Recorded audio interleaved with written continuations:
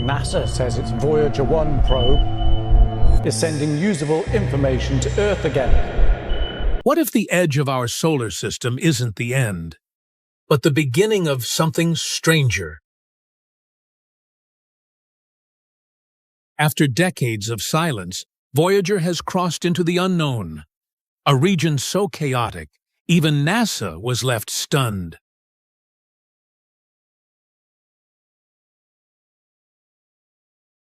And what Voyager found out there? It's not just strange, it's rewriting the edge of what we thought space could be. What kind of information is it beaming all the way back to Earth?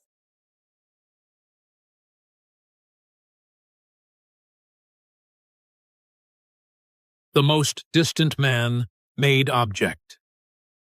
In late 2023, Voyager 1, the most distant human-made object in existence, began transmitting data that defied interpretation.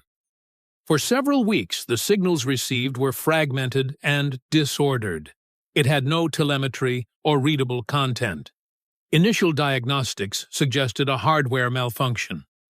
Further analysis identified a deeper anomaly, a corrupted memory section within the spacecraft's flight data subsystem. One onboard chip, no larger than a fingernail, had likely been struck by cosmic radiation. Out there, with no atmosphere to protect them, spacecraft are bombarded by high-energy particles. These rays can tear through circuitry, flip bits in memory, and corrupt critical data. It's like static on a cosmic scale, but with real consequences. The instructions it once stored were either lost or scrambled, making the system operational but impaired. Voyager 1 was still transmitting, but none of what it gave aligned with any known formatting or expected behavior.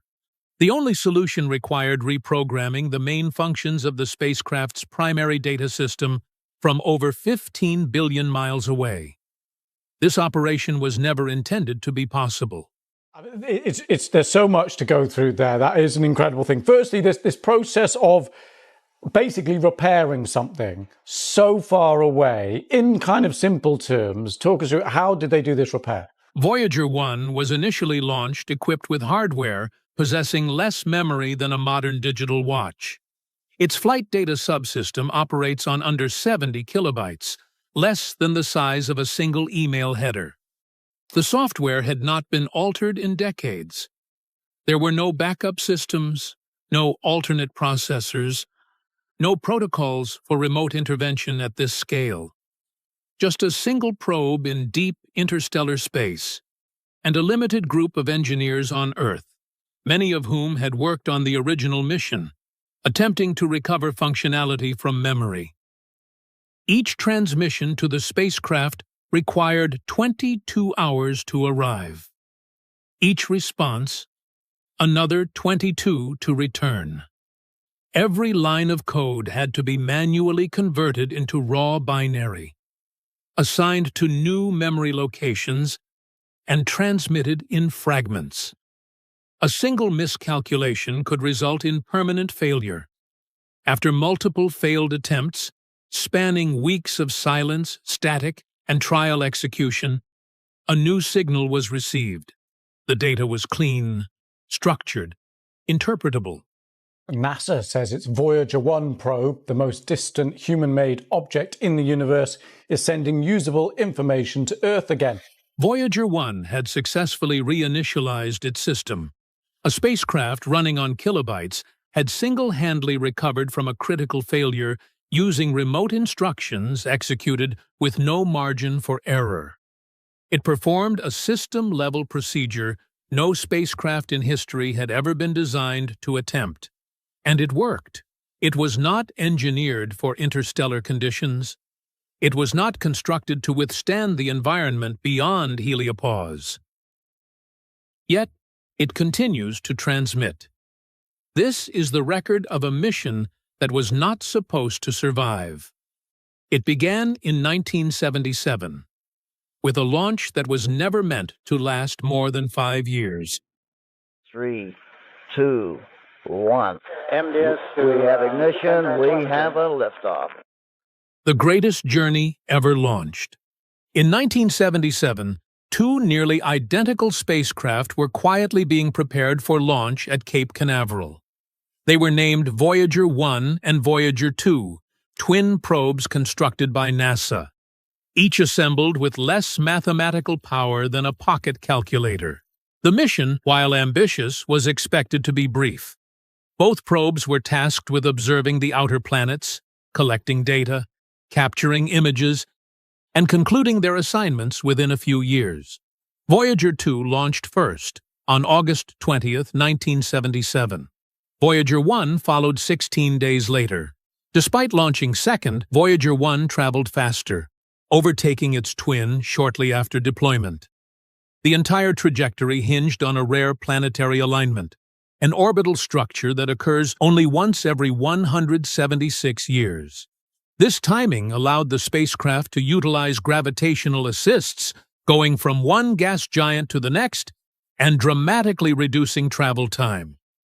NASA recognized the narrow window of opportunity and acted accordingly. Survival beyond Saturn was considered unlikely. The probes carried no backup CPUs, no artificial intelligence, no solar panels.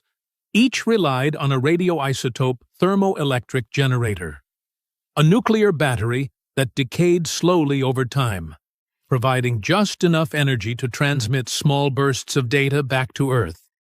These batteries don't generate electricity the same way solar panels do. Instead, they convert the heat from radioactive decay into electrical power, a slow, steady trickle that can last for decades. It's the only option when sunlight is too weak to be useful. But the systems functioned. What had once seemed like a distant mystery began returning with clarity. Voyager 1 reached Jupiter in 1979.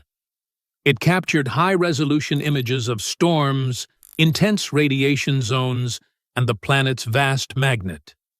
Jupiter wasn't just a giant ball of gas. It was a powerful, dangerous world, surrounded by radiation so intense that it could damage spacecraft within hours. But Voyager 1 made it through. In fact, it didn't just survive. It delivered discoveries that changed everything. It detected massive magnetic fields, faint rings, and plasma waves that had never been seen before. And then it spotted something no one expected. One of Jupiter's moons, Io, was thought to be lifeless. But it wasn't. Instead, it was covered in active volcanoes. Some were erupting with such force that they sent molten material hundreds of kilometers into space. Voyager also found something shocking in Saturn. Scientists had known about Saturn's rings, but they hadn't known how complex they really were. Voyager revealed details no one imagined. Braided rings, strange gaps and patterns shaped by hidden moons. Its instruments returned images that reshaped scientific understanding of the planet's rings, cloud systems, and overall composition. Voyager discovered that Titan, Saturn's largest moon, wasn't just big, it had an atmosphere. A thick orange haze wrapped around it, filled with organic chemicals. Some scientists believed it could be similar to what Earth looked like in its early years. Titan is unlike any other place in our solar system, and the most comparable to early Earth. Voyager couldn't see through the haze, but the clues pointed to something important waiting to be discovered later. As Voyager 1 moved on toward deep space, Voyager 2 kept going. In January 1986, 2 years beyond its original shutdown schedule, it arrived at Uranus, the only time any spacecraft has visited this distant planet up close. What it found was strange. Uranus wasn't upright like the other planets. It was tilted almost completely on its side, spinning like a rolling ball. Its magnetic field was even more confusing, twisted, tilted, and completely different from anything seen before.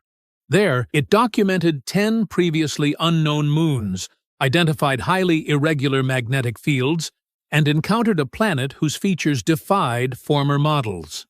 Voyager 2 also found 10 new moons and a set of thin, dark rings that were almost invisible. The planet looked quiet, but its strange behavior didn't match what scientists had expected. With its primary mission completed, Voyager 1 redirected itself toward interstellar space.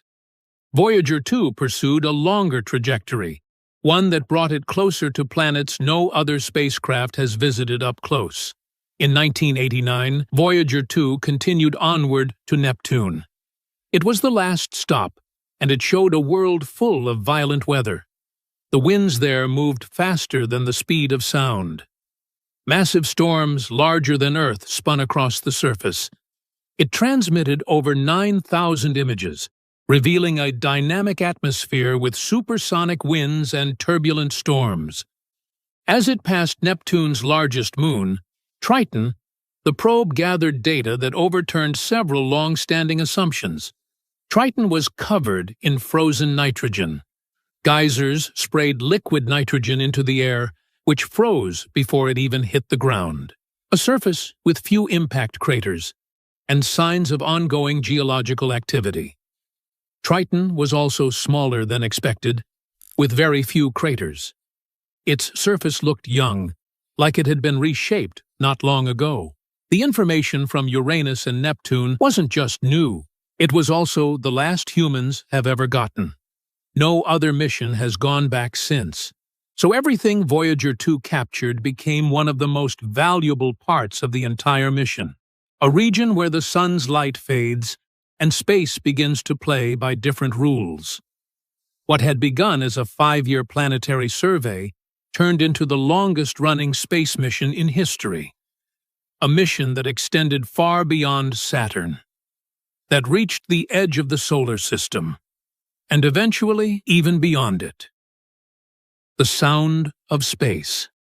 Eventually, the planets ran out.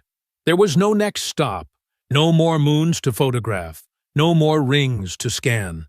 Voyager 1 had passed Neptune's orbit and just kept going, heading for nothing. But nothing soon turned out to be the most interesting part of the mission. Because the edge of the solar system isn't a clean line. It's messy and strange, and no one had ever actually seen it before. That edge is called the heliosphere.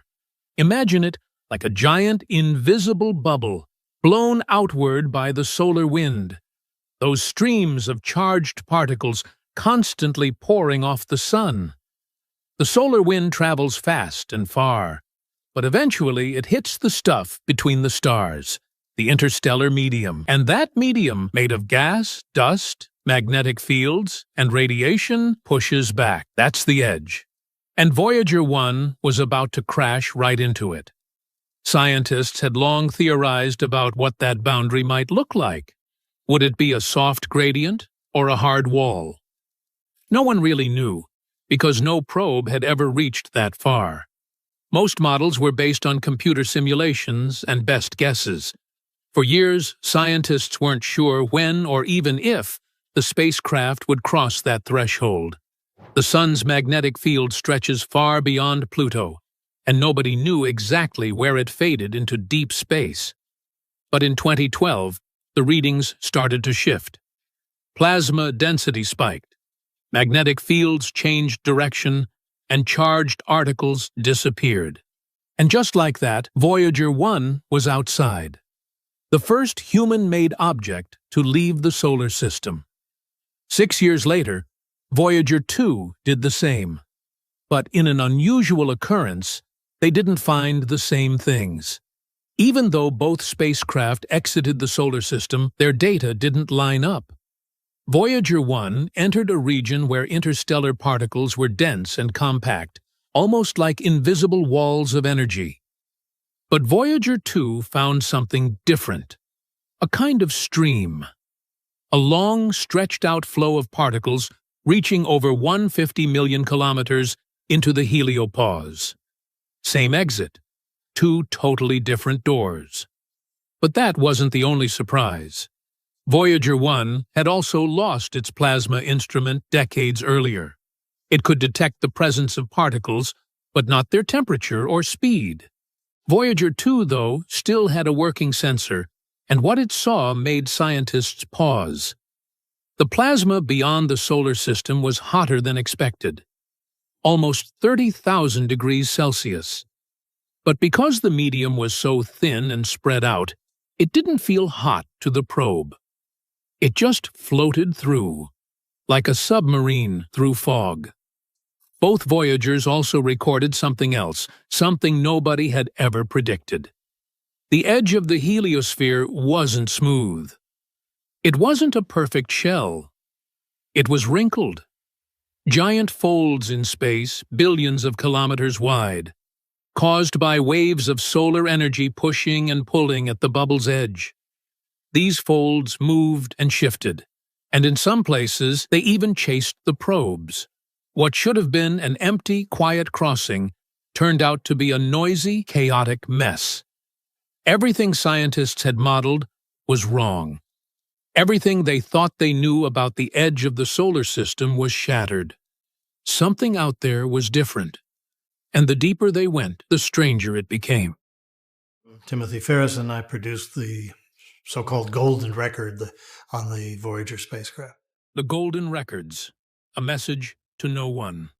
Long before Voyager left the solar system, before it skimmed past Saturn or entered the interstellar deep, engineers attached something strange to its frame. It wasn't a sensor or a camera. It was a 12-inch golden disc attached to an aluminum case, fixed to the side of the spacecraft like a quiet signature. This wasn't science, it was something else, a message. Not for us, but for them. The idea came from Carl Sagan, an astronomer known for bridging science and the public. He assembled a small team of researchers, artists, linguists, and musicians. Their task was to capture the essence of Earth.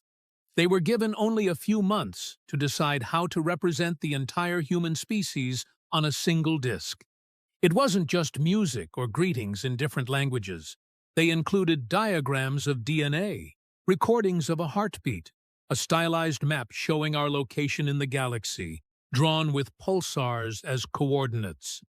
It was humanity's greatest mixtape, sent to no one from everyone.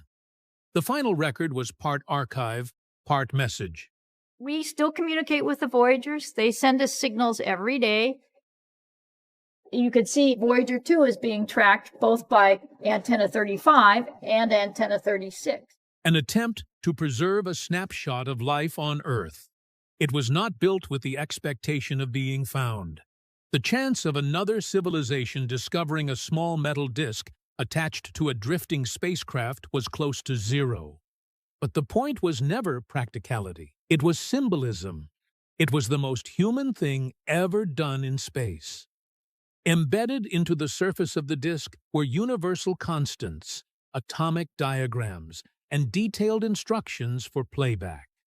These were included to ensure that, if the record was ever found, it could be understood, even by beings who do not see, hear, or think the way humans do. It was not a message meant for anyone specific.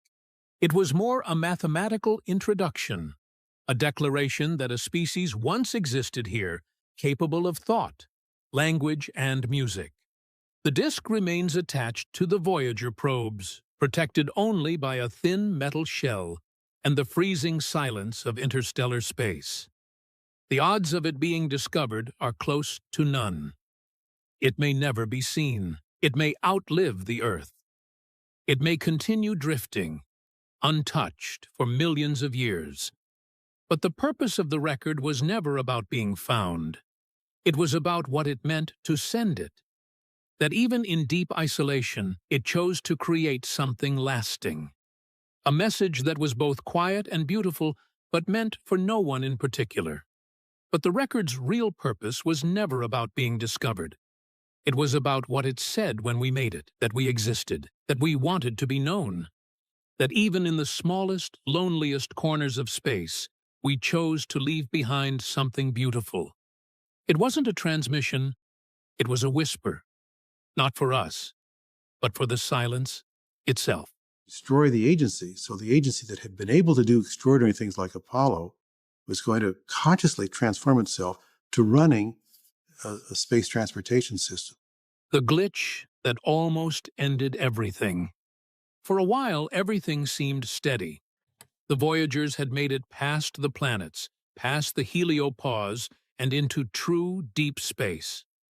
They were still sending data, running on scraps of power, doing the impossible every single day.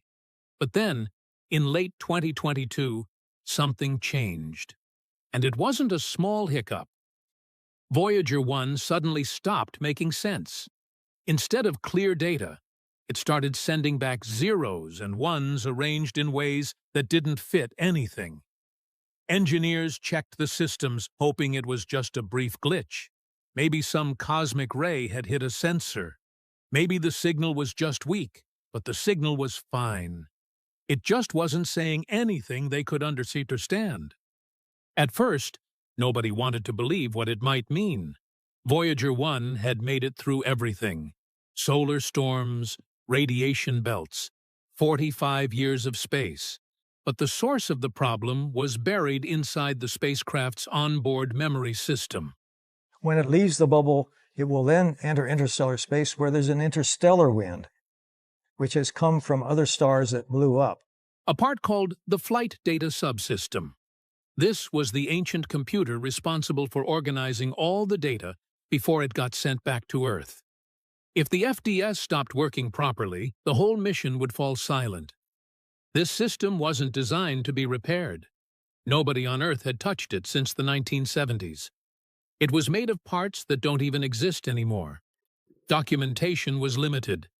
The engineers who built it had mostly retired or passed away. And yet, the team at NASA's Jet Propulsion Lab refused to give up.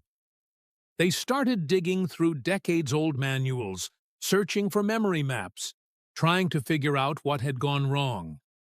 After months of investigation, they made a wild guess.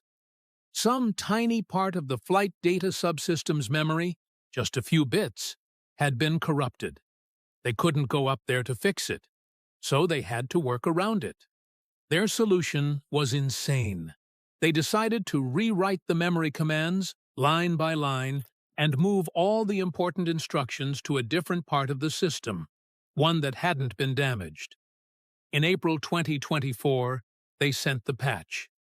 It had to travel over 15 billion miles, taking more than 22 hours to get there. Then they waited, and when Voyager answered, it worked.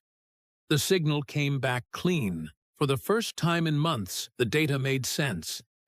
Voyager 1 had survived the unfixable.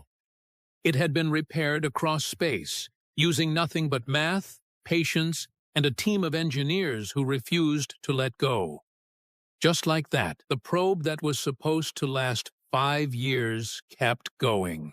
Voyager 1 is the further of the two spacecraft, and it's currently at about 13 billion miles from us here on Earth. Where they are now, right now, both Voyagers are still out there, still floating through space, still awake, still whispering back to Earth across billions of kilometers. It's easy to forget that these two spacecraft, built in the 1970s, running on 8-track level tech, are farther from us than anything else we've ever made. Voyager 1 is over 24 billion kilometers from the Sun. Voyager 2 isn't far behind. Every second, they move a little deeper into the unknown. No destination or way to turn around, just this endless drift into silence. But silence doesn't mean stillness. The data is still coming. Slower now and less often, but still very real. Voyager 2 still has a working plasma instrument, giving scientists fresh readings on the temperature, density, and speed of the interstellar medium.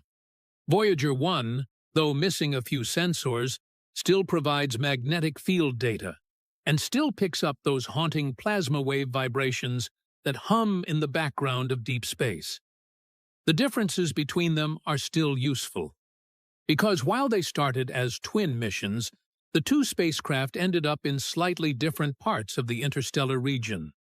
So when one probe detects a change in particle pressure or magnetic fields, and the other doesn't, that tells scientists something bigger. Space isn't the same everywhere. It shifts and it folds. Even the shape of the heliosphere, the solar system's invisible force field, turned out to be stranger than anyone expected.